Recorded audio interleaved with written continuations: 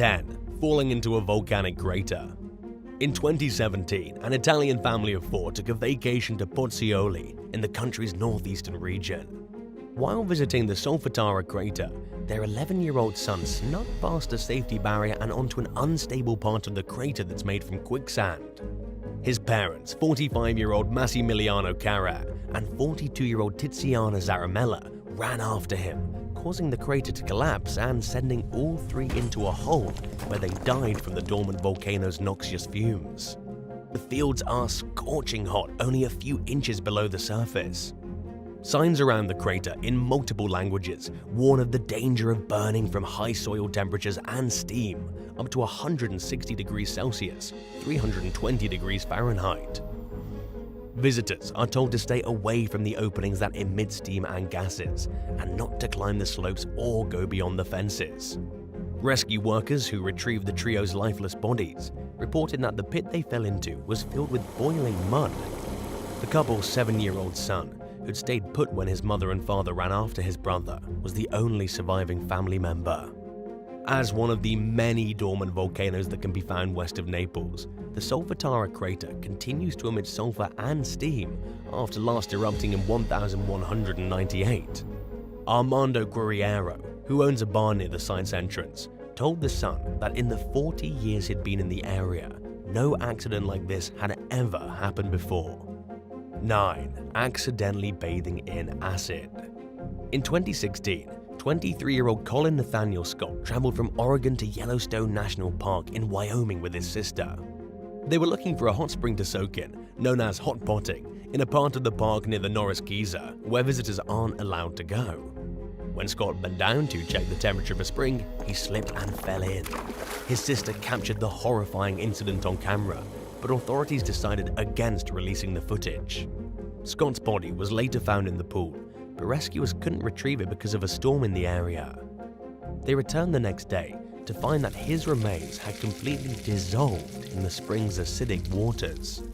As the thermal water that feeds the park's springs and geysers continues to rise to the surface, it picks up sulfuric acid along the way, which is one reason why the public is not supposed to go near them. Deputy Chief Ranger Laurent Verez told local station KULR that it's important for people to obey warning signs within the park because Yellowstone's not been changed to make it safe for humans. There are many dangers, and the warnings are there for a reason. 8. Eating oneself to death. Pauline Seawood was a model from Liverpool, England, who had a habit of fasting followed by binge eating. One day in 1981, the 24-year-old finished one of her fasts and embarked on a deadly feast. The meal was 2 raw cauliflowers, 2 sausages, a pound 454 grams of raw liver, 2 pounds 907 grams of kidneys, 2 pounds of raw peas, 3 pounds 1.2 kilograms of raw carrots, and 1 pound of mushrooms. After that, she gorged on an array of fruit, including peaches, pears, apples, bananas, plums, and grapes, along with cheese and bread. Within 5 hours, Pauline was having trouble breathing. She was rushed to the hospital, where doctors performed emergency surgery but failed to save her life. Pauline's mother told the press that Pauline weighed just 56 pounds, 25.4 kilograms when she first became interested in modeling at 17. Photographers told the young woman that she would look better if she filled out a little more, which is when Pauline's mother said she began her peculiar routine of starving herself and then binging. Over time, it became more and more and more food. An inquest ruled Pauline had accidentally eaten herself to death. It was the first case of its kind ever seen by Dr. Gordon Stampo, who performed the post-mortem examination. 7. A deadly attempt at fame. 19-year-old Mona Lisa Perez and her boyfriend 22-year-old Pedro Ruiz III were relatively popular YouTube pranksters from Minnesota. They decided to take their stunts to an extremely new level in 2017, hoping to achieve viral fame. Shortly before filming the stunt, Perez tweeted that she and Pedro were about to shoot one of their most dangerous videos ever, and that it was his idea, not hers. The plan was for Perez to shoot at a book while Ruiz held it out in front of his chest outside their home. Ruiz had apparently tested the idea out by shooting at a similar book, which had succeeded in stopping the bullet. But things turned out much differently this time, when Perez fired a bullet from a .50 caliber pistol that traveled straight through the book Ruiz was holding and straight into his chest, killing him at the scene. The couple's 3-year-old child was reportedly there and witnessed the tragedy firsthand. Police charged Perez, who was pregnant at the time, with second-degree manslaughter. Court documents revealed that she was standing just a foot away from the young man when she pulled the trigger. Perez pleaded guilty to the manslaughter charge to avoid going to trial and received a 180-day jail sentence followed by 10 years of probation. She was also prohibited from profiting from the deadly video and was banned from owning firearms for the rest of her life. As part of the plea deal, Perez would serve her sentence in 30-day segments over a 3-year period and would be eligible to finish her time on house arrest with an ankle monitor. 6. Eating a slug. Australian teenage rugby player Sam Ballard was drinking wine with some friends in Sydney one night in 2010 when a slug crawled into view. He asked his buddies if they dared him to eat it, but before they could respond, he popped the slimy creature into his mouth and swallowed it. Not long after, Sam fell gravely ill and was rushed to the hospital, where doctors discovered he was infected with lung rat lungworm. Snails and slugs can get the parasite by eating infected rodent feces. And while people rarely experience symptoms from rat lungworm, it can occasionally cause a rare but serious brain infection, which is what happened in Sam's case. He fell into a coma for 420 days and was paralyzed from the neck down. The young man's friend, Michael Sheesby, told the local press that it was shocking to see his quadriplegic friend. He described Sam as very, very gaunt and said that there were cables everywhere. Sam's mother, Katie, said that she doesn't blame her son's pals for the dare that forever changed Sam's life. When he was finally released from hospital after 3 grueling years, his friends rallied around him. He suffered from seizures, couldn't control his body temperature, and needed costly, round-the-clock care that his family struggled to afford. Sadly, Sam passed away in late 2018, 8 years after the fateful dare. His final words to his mother were, "I love you." 5. Headbanging too hard to heavy metal. In 2013, a 50-year-old German man went to the doctor with a terrible, constant headache that he'd been suffering from for about 2 weeks. He told doctors he hadn't been abusing any drugs, and they found nothing remarkable in the patient's medical history. But he had been headbanging at a Motorhead concert a few weeks before the headache started. A CT scan revealed that the man had a blood clot beneath the membrane that protects the brain, known as chronic subdural hematoma. And he'd gotten it from headbanging at the Motorhead concert. Luckily, it was caught on time for doctors to drill holes in the patient's skull and ease the pressure, allowing him to make a full recovery. But not everyone who's gotten hematomas from headbanging has been this fortunate. While the doctors who treated the man admit that it's rare for headbanging to cause serious health problems, they found 3 past examples of it happening, including one where the patient suddenly died. In that case, the individual had acquired an acute hematoma, which forms right after the injury and comes with a 60% chance of dying. 4. Drinking gasoline. When some party-going teens in Tennessee wanted to get their hands on some alcohol in 2016, one of them came up with the idea of mixing racing fuel and soda together in hopes of catching a buzz. Racing fuel is an additive meant to improve a car or motorcycle's performance. It contains the toxic ingredient methanol. 4 teens drank the dangerous concoction at the party. One of them, a 16-year-old boy, was found dead in his home 11 hours later. Another 16-year-old boy was rushed to the hospital with seizures, where he received medicine for poisoning, but he died 5 days later. The 2 teens who survived reported drinking 2 ounces each of the mixture. They were tested for poisoning at the hospital and luckily didn't get sick. While it's unclear how much the deceased teens drank, a CDC report slated that an empty 2-liter bottle was found at the scene. The tragedy marked the first known deaths from drinking racing fuel in the US, according to the report, which specified that just 1 tablespoon, 15 milliliters of methanol, can kill a person.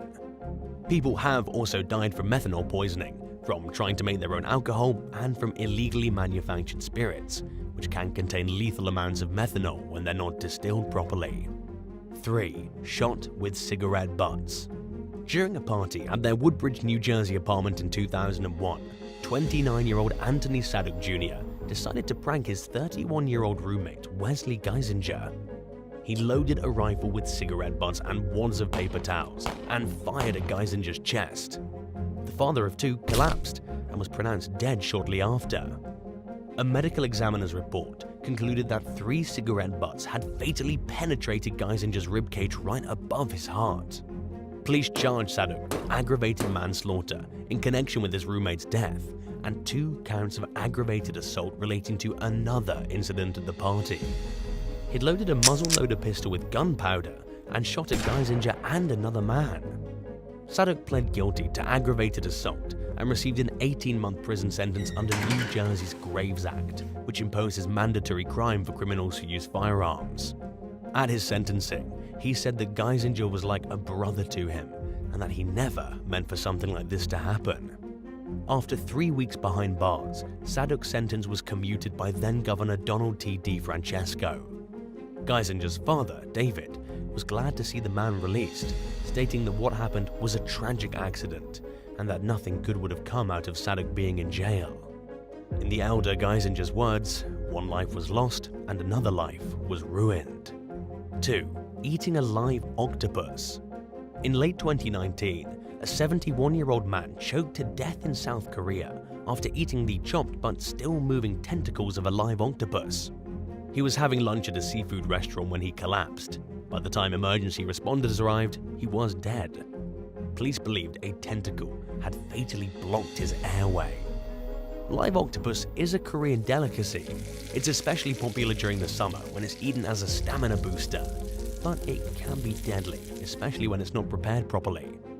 The suction cups on the tentacles are a choking hazard because they can stick to the inside of someone's throat and obstruct their breathing, according to nutritionist Jenny Tichai, who spoke with The Insider in 2019.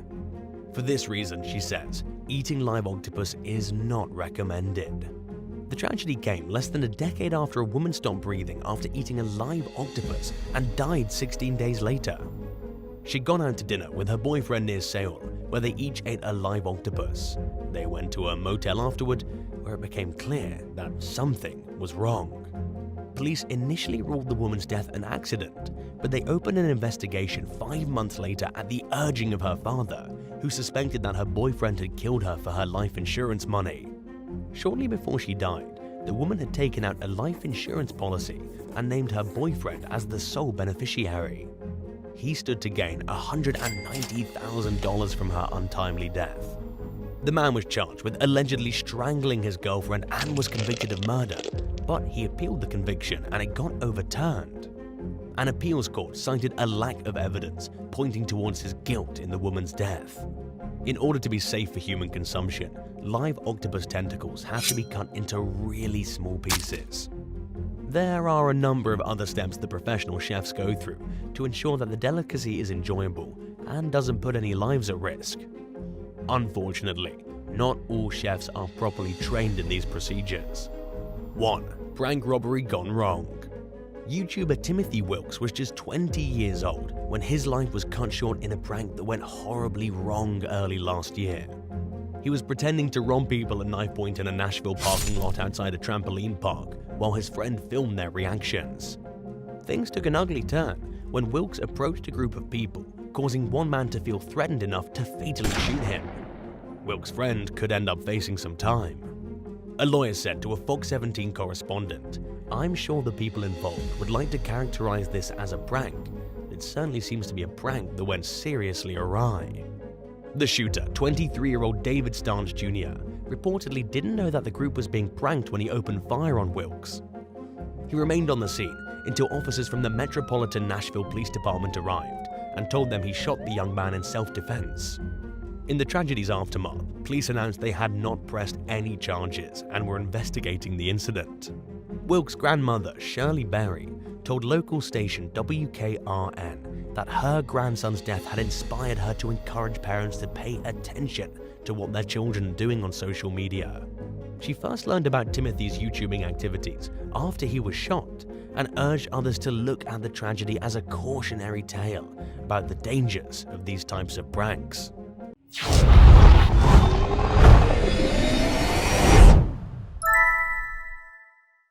9. Peggy Sue Evers. In 2013, a New Mexico woman named Peggy Sue Evers convinced 75-year-old Fayetteville, Arkansas resident Don Fulton that she was the famous country and bluegrass singer Alison Krauss. She told the senior citizen that she was living under the name Peggy Sue Evers because she was under the protection of the Witness Protection Program. And he bought it. To seal the deal, she sang some of the Grammy Award-winning artist's greatest hits, and it was evidently enough to convince Fulton that Evers was telling the truth. The pair married, and Evers moved to Arkansas to live her con out with the man she lied to. She then proceeded to drain Fulton of his life savings. She also convinced him to sign ownership of his $245,000 house over to her. But the law eventually caught up with Evers. She pleaded guilty to theft by deception and received an 8-year probation sentence. The phony starlet was ordered to return Fulton's home and 4 cars, and to pay restitution to the tune of $73,000. When she failed to return the cars, she was charged with violating probation and a court date was set. Evers was absent in court and was later caught staying at a motel in New Mexico under a fake name. She was extradited back to Arkansas, where a judge extended her probation to 15 years. 8. Mark Nye. During a routine traffic stop near the English town of Guilford last year, police caught the driver, a man who called himself Connor, trying to dispose of 2 cell phones and some drugs. Inside the vehicle, police found a stack of business cards advertising a drug-selling business called McGregor Enterprise. Clearly, the man was playing on his slight resemblance to the famous Irish MMA fighter Conor McGregor. His real name is Mark Nye, and the officers found enough incriminating evidence in his car to secure a search warrant for his house. Inside the man's home, they found a large amount of boric acid, which is often used to cut drugs, according to a Facebook post by investigating officer PC McGill. Nye ultimately pleaded guilty to possession with intent to supply Class A drugs, which is the class of drugs that comes with the most severe consequences under British law. He was also convicted of driving without a license and without insurance, and received a 3-year prison sentence. 7. Logan Malik. Recently, in May 2022, a Washingtonville, Ohio police officer's career screeched to a halt after he was seen in nearby Boardman acting suspiciously at a local Sheetz gas station and a Holiday Inn. Witnesses called the Boardman police to report that the man was claiming to be a federal law enforcement officer. But something about the way he was acting didn't feel right. The suspect, Logan Malik, told employees that he was a US Marshal and that he was searching for skinheads. He asked the workers to contact him directly if they identified any, rather than dialing 911. Malik claimed that the US Marshals had arrested 5 suspects already. Instead of providing an official business card or anything that would properly identify him as an officer of the law, he scribbled a phone number on a piece of paper and wrote US Marshal Officer Malik and Northeast Ohio Violent Crimes Task Force.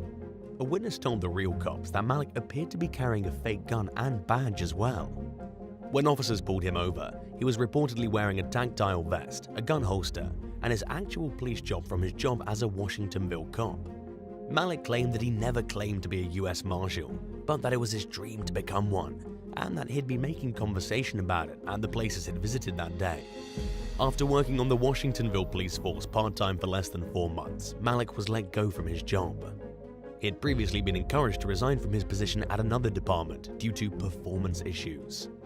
Malik pleaded not guilty to impersonating a police officer and is free on bond while the case plays out in court. 6. Dwayne Kuchai's signs. In September 2018, at a convenience store in Frederick, Maryland, a policeman crossed paths with a man wearing all black and a hat that said narcotics on the front. During a conversation with the man, who was later identified as 48-year-old Dwayne Kuchai's signs, the officer noticed a hat that said police on it and a police-style badge on the man's truck. When the officer asked to see his law enforcement identification, Kuchai's signs pulled out his wallet but failed to procure a valid police ID. The unconvinced cop searched the suspect in his vehicle and found a gun, a shotgun, ammunition, non-prescription oxycodone, and a green powdery substance. Signs was charged with having a handgun on his person, having a handgun in his vehicle, disorderly conduct, and making a false statement to a law enforcement officer. a judge ordered he be held without bail after he initially refused a public defender's services, causing his initial court date to be delayed twice in 1 week. He told the judge that he was confused because he arrived at the jail under the influence of drugs. Sign's public defender challenged several points in the police report and claimed that the defendant approached the cop at the gas station because he was interested in becoming a police officer. The lawyer argued that someone who was pretending to be a cop wouldn't just strike up a conversation with one and do so as eagerly as he supposedly did. But the criminal complaint alleged that Sines had depicted himself as a Baltimore police officer and cited the man's clothing as obvious evidence that he was trying to pass as a member of law enforcement. The judge seemed to agree, describing Sines' behavior as bizarre and frightening. It's unclear how the case played out. 5. Jesse Stover. In one of the latest Florida man stories to hit news headlines, police were recently called to a Wendy's restaurant in Flagler County, Florida, over a disruptive customer. A 57-year-old man named Jesse Stover had allegedly gotten argumentative with employees at the fast food joint in Bunnell when they refused to give him the company's customary law enforcement discount. Workers told officers that Stover was a regular customer and that he'd regularly demanded the discount for 2 years. He had admitted to not being a cop, but claimed that he was an undercover DEA agent. The story clearly didn't fly with the restaurant's employees, and it didn't fly with the police either. They searched Stover and found the ID that he'd quickly flashed to try claiming the discount, only to refuse to let workers take a closer look. It was a concealed gun permit, which looks a lot like a law enforcement badge at a quick glance. Stover was charged with impersonating a police officer. 4. Nicholas Rudolph. Deputies from the Stafford County Sheriff's Office in Virginia were recently called to a local marketplace one evening over complaints about an individual with a weapon. A crew had approached an SUV in a parking lot where they had to do some work and asked the driver to move. The man behind the wheel allegedly flashed a badge and pointed a gun at one of the employees, who then called 911. When deputies tried approaching the SUV, the driver sped off. A high-speed chase ensued, leading the pursuit onto a busy interstate. Police tried to stop the vehicle using a rolling roadblock, but were unsuccessful. At one point, the driver flashed an FBI badge to officers as he drove by. He reached speeds of up to 88 miles per hour, 142 kilometers per hour, putting his own life and others in danger. Using what's known as a pit maneuver, a sergeant finally got the driver to stop, bringing the chase to an end. The suspect, 49-year-old Nicholas Rudolph, finally decided to be cooperative and was taken into custody without incident. He had a BB gun and various forms of fake FBI identification in his possession. Rudolph faces charges of impersonating a law enforcement officer, brandishing, obstructing, reckless driving, and eluding. He's being held without bond as the FBI investigates the incident. In a statement, the Stafford County Sheriff's Office said that this is not the first time Rudolph has been accused of pretending to be a member of law enforcement. Between 3 and 4 years ago, a local resident arrived home to find the suspect taking photos of their house.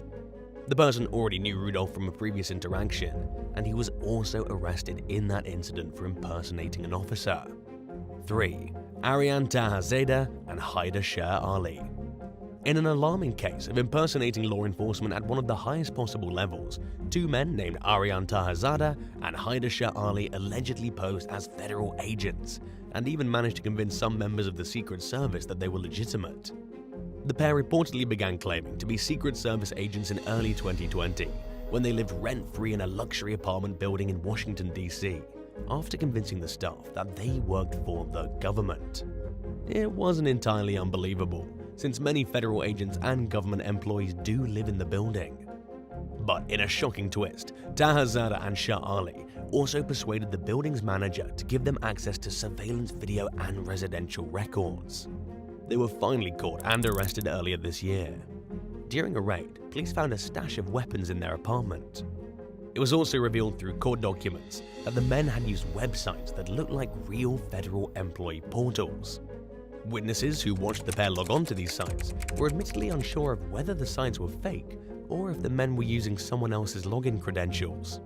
In defense of the real federal agents who failed to catch on to the scheme, it was admittedly very elaborate and convincing. For example, right around the time the Secret Service began arming its employees with Glock handguns, Taza and Sha'ali suddenly had them too. In other words, it all seemed to add up, and the pair blended in seamlessly with other residents. While the duo managed to live rent-free, it's unclear who funded their visibly lavish lifestyle, which involved showering other residents with expensive gifts and other conspicuous displays of wealth.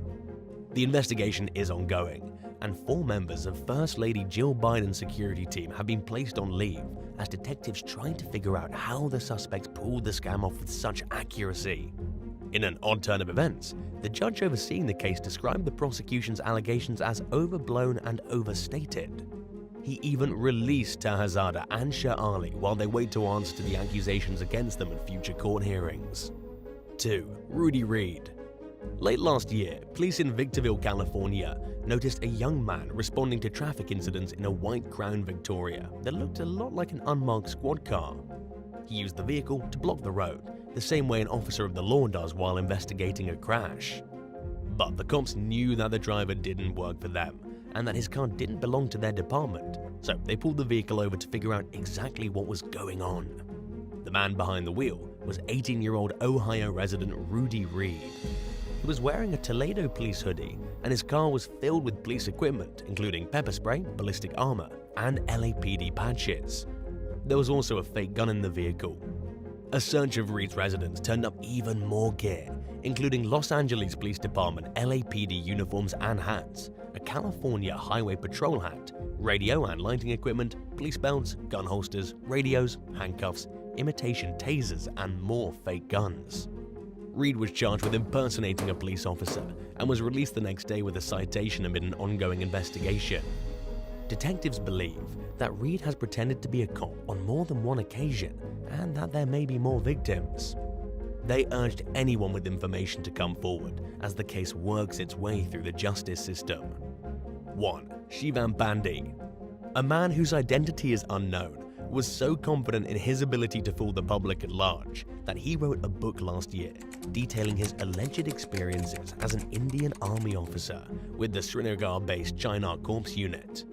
He published the literary work titled Untold Story from the Indian Army under the name Lieutenant Shivan Bandi.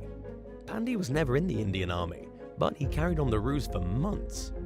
In addition to publishing a bogus book, he maintained a social media presence, somehow thinking that he wouldn't catch the attention of real military members, or at least they wouldn't call his credibility into question. But they did. In fact, it was Bandi's social media use that drew the attention of the authorities. The sham recently ended after a joint investigation was carried out by military intelligence officers and the Kolkata police, who secretly watched the man for a month and determined that he was lying about who he was. They apprehended the phony soldier, who was wearing army fatigues at the time of his arrest. Investigators haven't yet determined his real name. Police also arrested 4 people who were allegedly pretending to be the man's bodyguards. A search of Bandi's belongings turned up a fake military ID and stationery featuring an army letterhead. Sources told the press that the suspect acted evasive when detectives tried questioning him, but that they've thus far managed to determine what city he lives in. Bandi was reportedly trying to get a blue authenticity checkmark next to his name on Twitter and Facebook before he was arrested. In an ironic twist, he'd alerted his followers to another alleged imposter who'd gotten caught impersonating a military officer.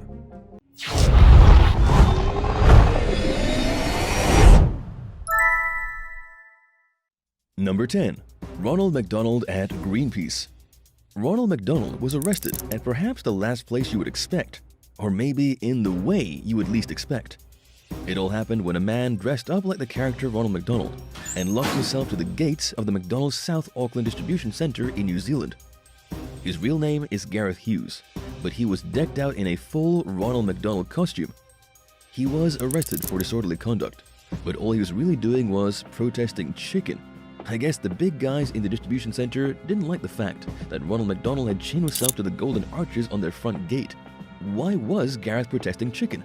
3 weeks prior to the incident, he became so enraged about how the restaurant chain uses chickens fed on genetically engineered soy that he turned in his registration. This fury ate him up inside until he finally began protesting. He hooked up with Greenpeace activists, some of whom were dressed up like chickens, and they all went to the giant gates of the distribution center.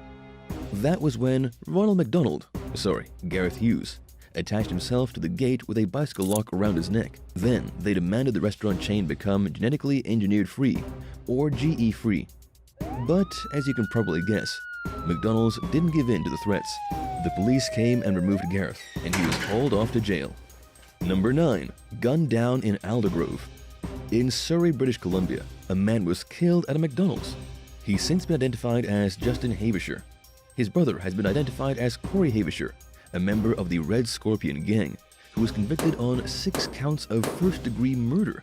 This was for a brutal attack that went down at Surrey's Balmoral Tower in October of 2007. Clearly, Justin's death was no accident. In fact, Justin was connected to the horrifying slaying that happened in 2007. He had helped his brother to burn clothing, get rid of cell phones, and cover up other pieces of evidence. He pleaded guilty to obstruction of justice and spent 20 months in jail. All these years later, he was shot dead while standing outside McDonald's on 56th Avenue and 264th Street. This was around 8 o'clock at night, when the restaurant was busy with customers and filled to the brim with families. A black SUV drove up. Somebody pointed a gun, and they started blasting. According to Sergeant Frank Yang, it was a miracle that nobody inside the restaurant got hurt. Authorities believe it was a high-profile gangster hit, yet they can't figure out an exact motive. In fact, the police haven't even made any arrests. They don't exactly know what happened for Justin to be assassinated or who did it. Apparently in Vancouver, gang warfare is still very much a problem. Number 8. By any means necessary. A woman in Florida has been arrested for threatening McDonald's employees that she'll get sauce by any means necessary. In other words, she was arrested for trying to rob the McDonald's of their dipping sauce. Her name is Maguire Marie McLaughlin, 19 years old. When she visited the McDonald's in Vero Beach, she was shocked to find out their food didn't have any dipping sauce. The nerve! She returned and asked for the dipping sauce, but the employees refused to give it to her. She then said she was going to get it by whatever means necessary, although she didn't actually specify what she meant. It was 4 o'clock in the morning, and the McDonald's employees were in fear of their safety. They called the cops, who showed up to discover McLaughlin screaming profanities through the drive-thru window because she just needed that dipping sauce. For the love of God, give that woman some sauce. Why wouldn't the employees give her the sauce and get rid of her? The answer is because at this particular McDonald's, they were charging 25 cents for the sauce. She didn't want to pay that, and you can't really blame her. But she took it a little too far. The police charged her with disorderly conduct and placed her in mechanical restraints. The police also noted that she was wasted, so that probably had quite a bit to do with it. Number 7. Cleveland's East Side. On Cleveland's East Side, a man was shot and killed at McDonald's. It's even more gruesome than it sounds.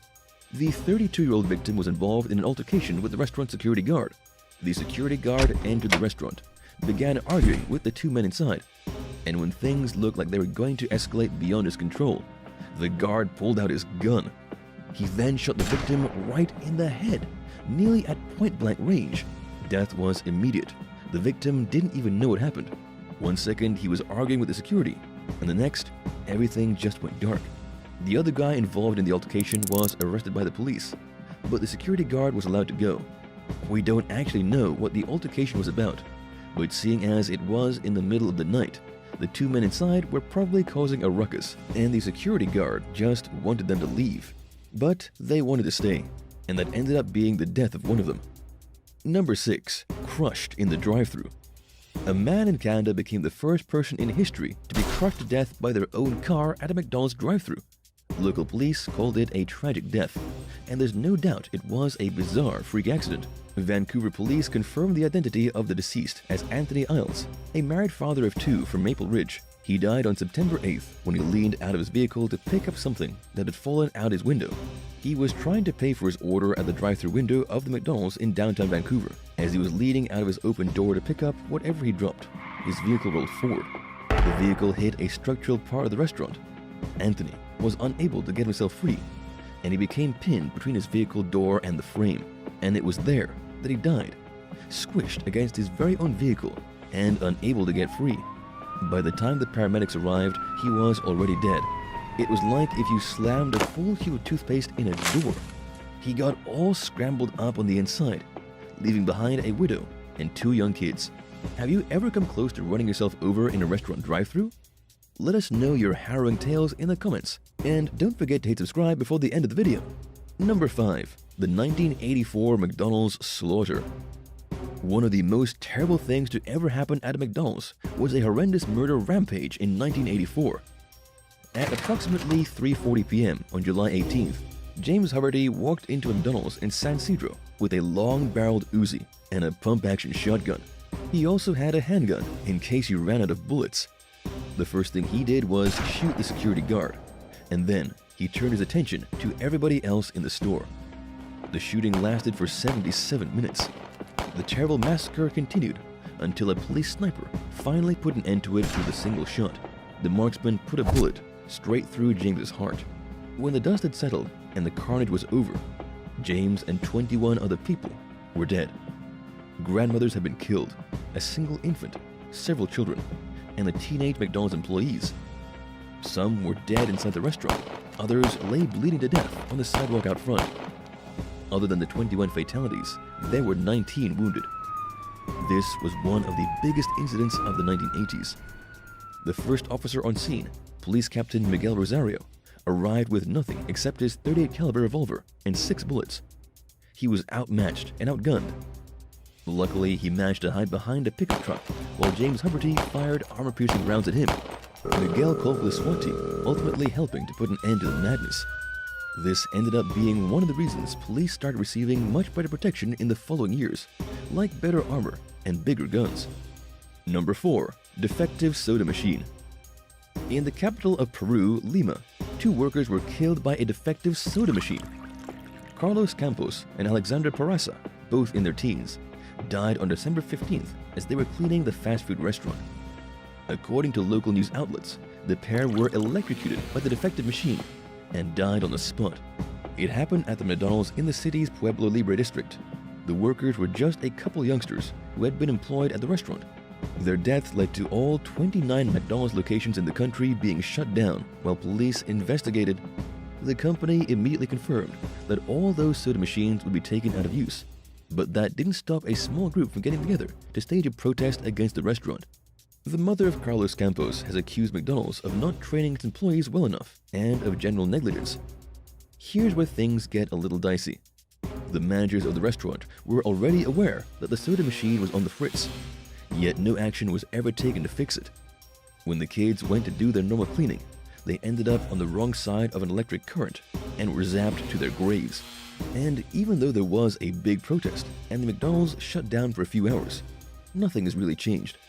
The company that owns the restaurants could face a fine of up to $57,000, but that's not more than a drop in the bucket. It doesn't impact them in any real way. Number 3. McDouble Murder. For the 3rd time, we're going to look at a terrifying death that occurred at a McDonald's restaurant in Vancouver. I don't know what it is about this Canadian city, but McDonald's seems to be the most dangerous place you can go. This time, a man named Chang Shi Wang stabbed his ex-wife and her ex-husband to death with a steak knife in front of customers back in August of 2009. Chang pleaded guilty to 2 counts of manslaughter and second-degree murder, earning himself an automatic life sentence. The story behind the double murder is a little complicated. The killer met Yan Lin online several years prior. At the time, she was still living with her ex-husband. The pair had only recently divorced, but Chang and Yan hit it off, and in 2007, they got married in China. Yan sponsored a new husband. He was able to easily move to Canada, and this frustrated Yan's ex-husband. And, by the way, Yan and her ex were still living together, even after she married the new man. Somewhere along the line, things became really awkward. The trio were living together, and after some time passed, Yan and Chang ended their short marriage. And yet, they all continued to live in close proximity. Tensions must have been high, because when all 3 were at the McDonald's, Wang lost his mind and stabbed them both to death. Number 2. Hostage situation. The manager of a McDonald's in Indianapolis was murdered after he offered himself as a hostage to the people robbing the establishment. His name was Dwayne M. Bible, and he was one of the best managers in history. His employees knew he cared about them, but never could have guessed he would give his life for them. On a Sunday morning, bandits raided his restaurant and demanded a hostage so they could get away from the cops. They tried to take one of the young girls with them, but Dwayne stepped in and said, "No, take me instead." The bandits were heavily armed and were not messing around.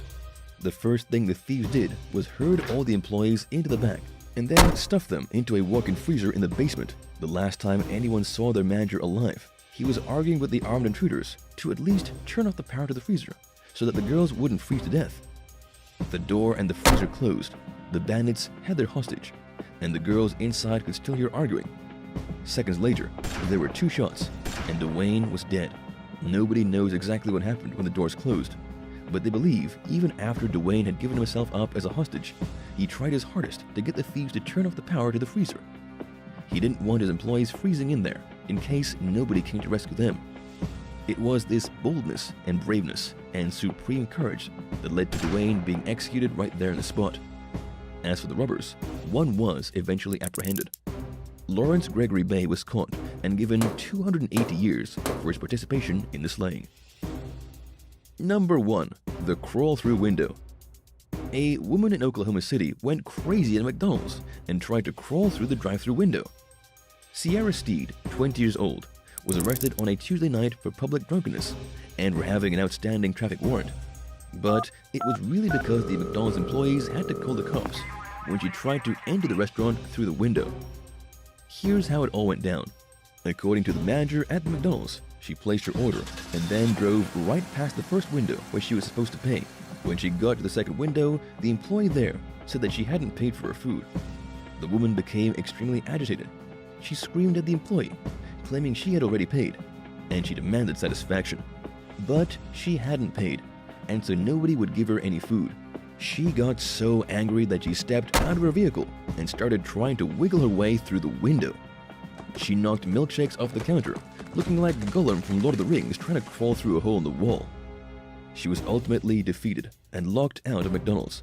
But rather than being sensible and just driving home, she sat in the parking lot and stewed in her car. She was still there when the police came, who realized she was under the influence of drugs and put her under arrest. Thanks for watching. What's the craziest thing you've ever seen happen at a McDonald's? Let us know about it in the comments below. And for more of the craziest videos on the internet, remember to hit subscribe and check out more stuff from us. See you soon. Bye.